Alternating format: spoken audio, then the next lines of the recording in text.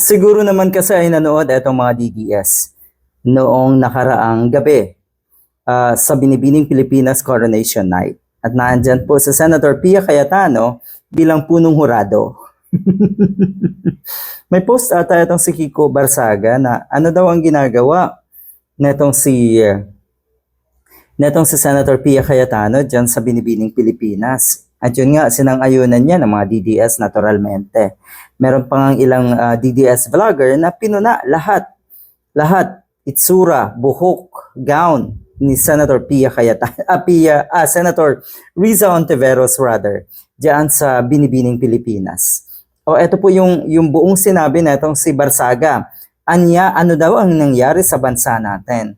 Bakit nasa Binibining Pilipinas si Riza Ontiveros? Ano daw ang nangyari sa bansa natin? Normal na po ang bansa natin. Bakit? Nasa kulungan si Digong, nasa kulungan si Marcoleta, nasa kulungan si Jinggoy, nasa kulungan si Revilla, makukulong si Robin Padilla, may impeach si Sara Duterte. Normal na po ang bansa natin.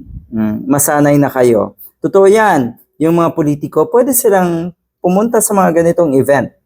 Diba? Dahil ito po ay isang paraan para ang bansa natin ay magkaisa. Pero ayaw nyo kasi.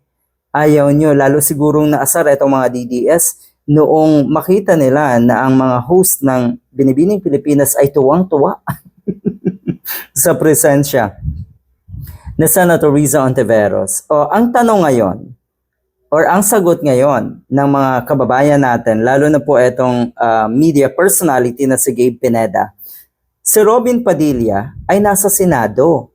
Ano na daw ang nangyayari sa bansa natin? Hindi ba mas grabe yun? Nasa Senado. At isa pa, ang mga abogado na katulad ni Pia Cayetano, Alan Peter Cayetano, Marcoleta, sila po yung mga abogado na nagyayabang na sila ay may kaalaman sa batas. Yung ibang abogado, yung mga matitinong abogado, yung mga matataas na kalidad na abogado, hindi ganyan. Ibig sabihin, pag abogado, yung mga abogado na nadikit sa mga Duterte, nagiging kakaiba.